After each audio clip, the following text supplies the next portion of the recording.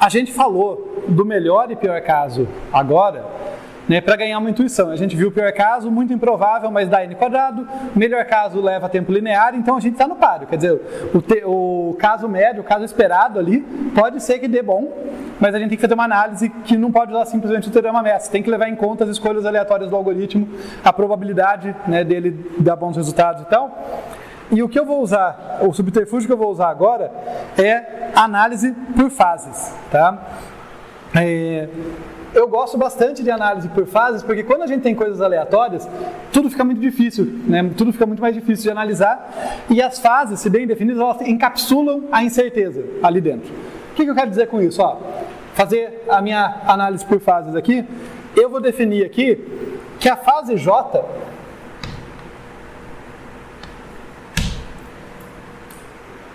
corresponde ao tamanho do meu vetor estar entre os seguintes do tamanho original: 3/4 elevado a j vezes n.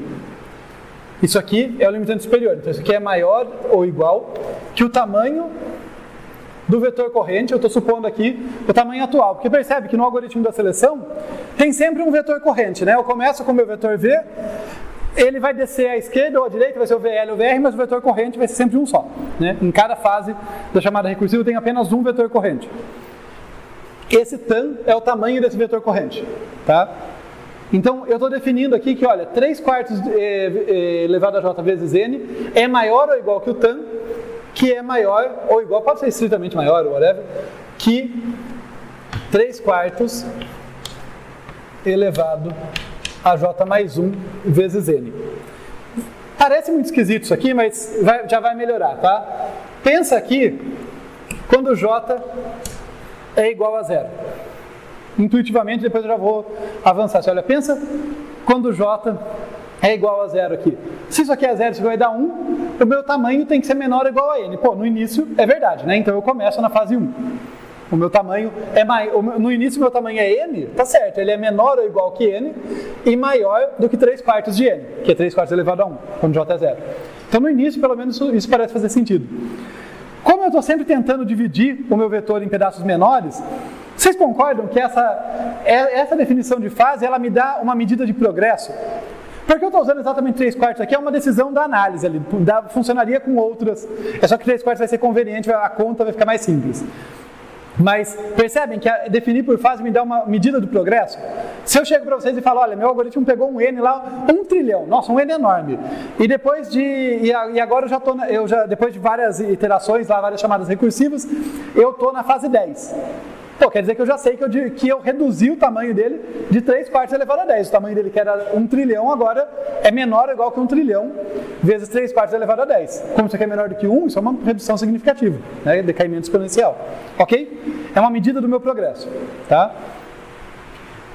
Só que, ó, por que a gente falou de espaço amostral, variável aleatória e tal, né?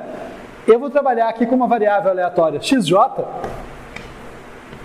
que ela captura o quê? Ela me diz o número de chamadas recursivas na fase J. Né? Ela está muito relacionada com quanta dor de cabeça a fase J me deu, quanto trabalho a fase J me deu. Pelo menos uma chamada recursiva eu sempre vou precisar, né? Porque eu não saio da fase sem fazer divisão. Mas eu posso fazer muitas divisões ruins. Então, sei lá, eu vou capturar nessa variável aleatória essa incerteza. Tá? xj é o número de chamadas recursivas na fase J. Percebam que aqui eu coloquei chamadas recursivas, mas seria equivalente falar que é o número de divisões ou o número de escolhas de pivô. É tudo coisa que acontece uma vez por chamada recursiva.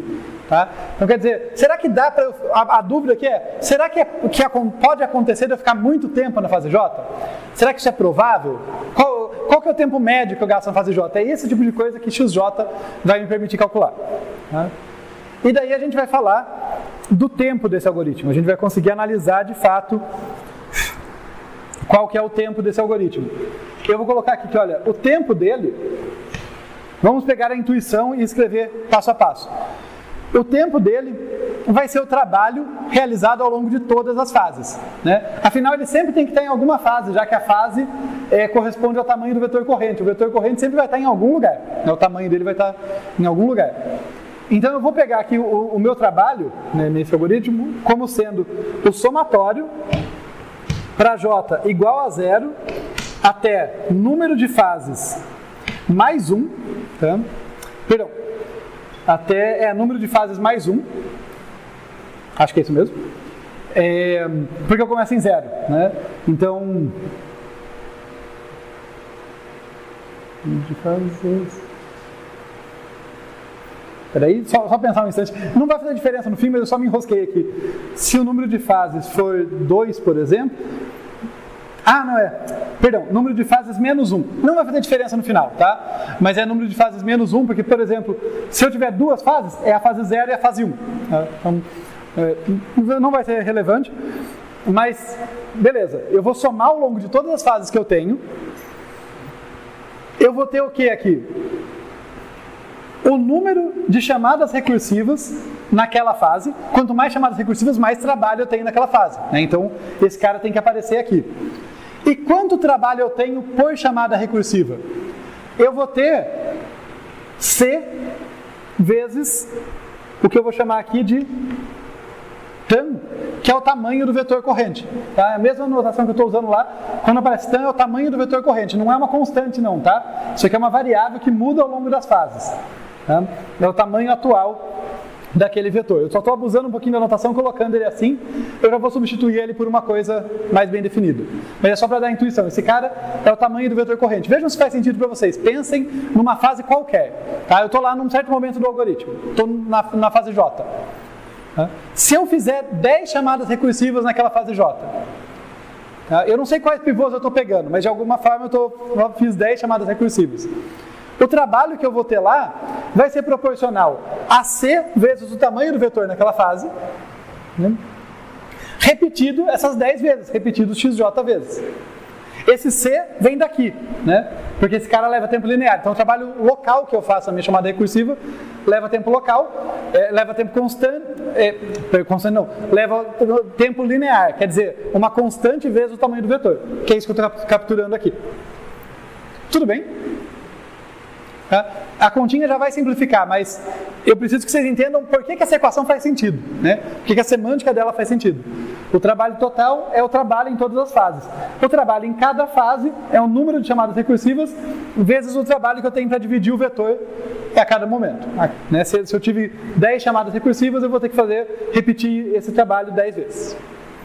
Tá?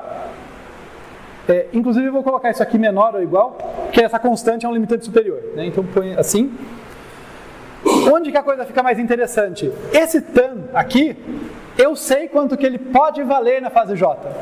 Porque por definição, na fase J, por isso que ela me dá uma medida de progresso. Na fase J, o tan tem que ser menor ou igual que 3/4 elevado a J vezes N. Então isso aqui tem que ser menor ou igual que o somatório de J igual a 0 até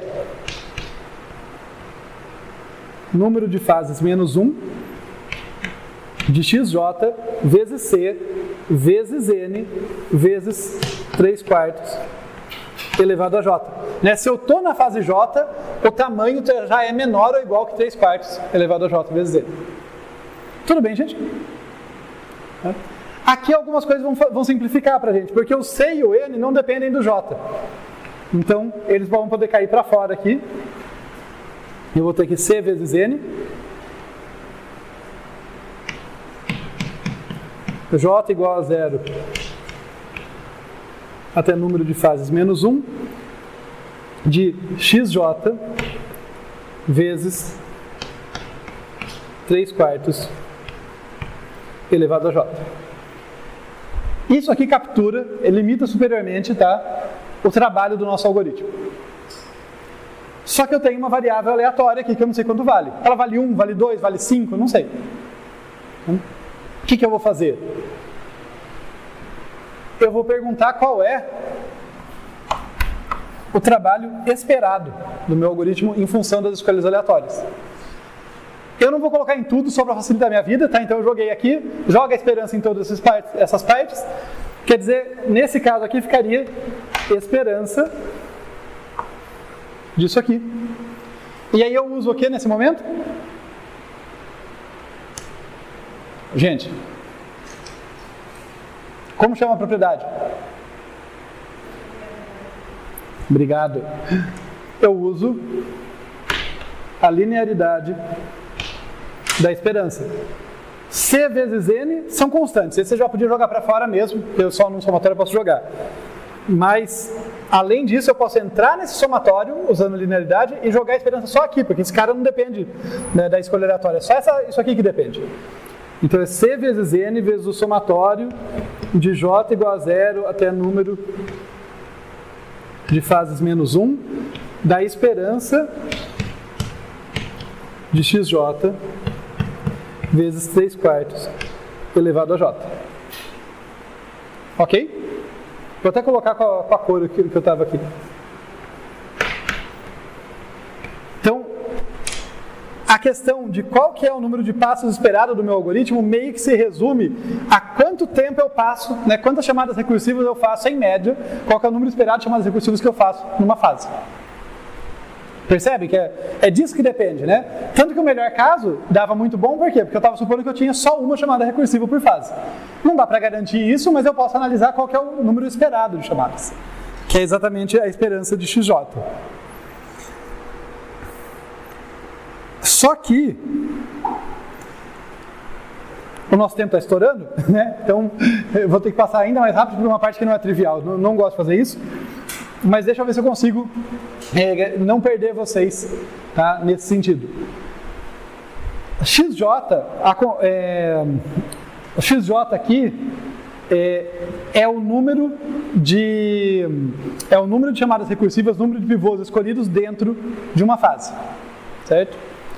Acontece que tem um evento aleatório ali que pode acontecer que garantidamente termina uma fase, que é a escolha de um pivô bom. Tá? Pega o vetorzinho aqui, ó. Eu sorteei um pivô aleatório. Se ele cair entre a posição aqui, vou chamar de, se esse cara tivesse tamanho N, né? N sobre 4 e 3N sobre 4, se ele cair aqui no vetor ordenado, tá, gente? De novo, não é que eu possa escolher um cara, eu escolho um cara aleatório, mas ele não é nem um dos N sobre 4 menores, nem um dos N sobre 4 maiores. Quer dizer que ele vai fazer uma divisão, que é a divisão que a gente chama de pelo menos 25-75, né? 25% e 75%. Nenhum dos lados vai ser maior do que 75%, nem menor que 25%, ok? Isso é o que eu vou chamar de pivô bom. Se acontecer um pivô bom, vocês percebem que a fase acaba? Porque olha a definição de fase, dá para provar facilmente, mas olha aqui. Esse tamanho é menor ou igual que isso aqui. Se acontece um pivô bom, pela definição dele, por ele fazer uma divisão desse tipo 25%, 75%, ele vai reduzir em pelo menos 1/4 o tamanho, vai sobrar 3/4. Né? O novo tamanho do N vai ser menor ou igual que 3/4. Quer dizer que se eu pego isso aqui, ó, eu pego o tan, que já é menor ou igual a isso, multiplico por 3/4, o novo tan vai vencer essa barreira, vai ser menor do que isso. Né? Porque vai ter um a mais ali. E eu necessariamente mudo de fase. Percebam que pode ser que eu pule várias fases. A definição de fase é essa. Pode ser que é uma divisão que reduz mais do que isso. Mas pelo menos uma mudança de fase eu vou ter. Se acontece um pivô bom, eu tenho uma mudança de fase. Certo? Ok?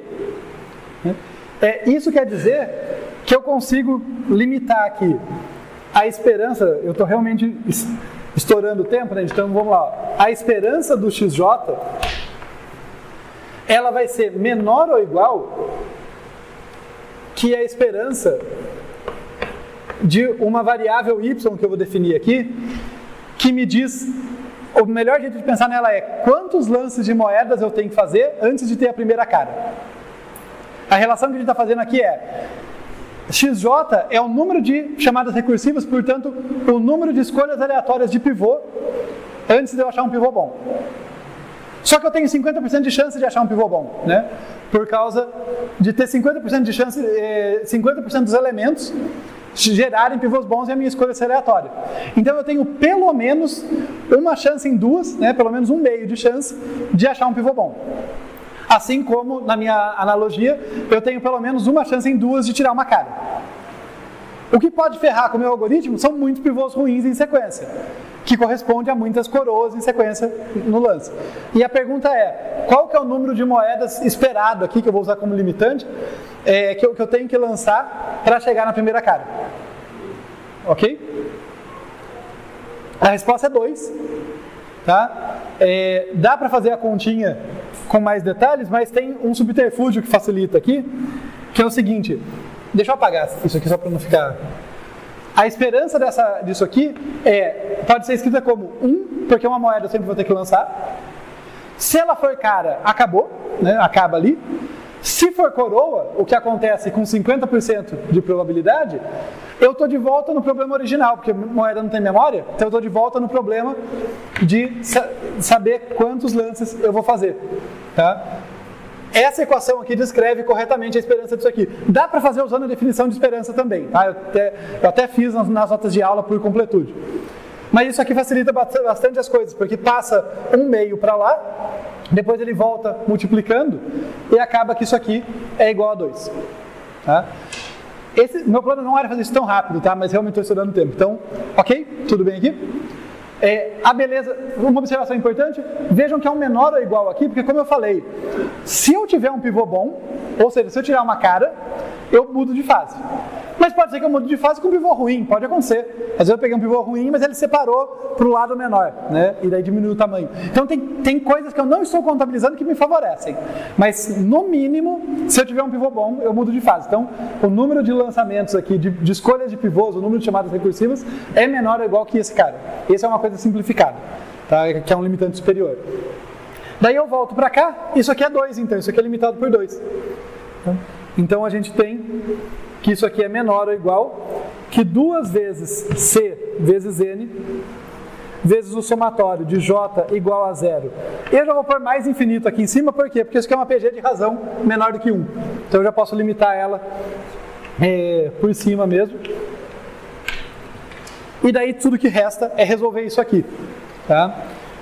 A gente fez na última aula, eu ia deduzir de novo a fórmula da PG nessa aula, mas como o tempo está estourando, isso aqui dá o seguinte, ó, a soma de uma PG de razão Q para J igual a 0 até mais infinito, vai ser igual, se eu não me engano, a 1 sobre 1 menos Q.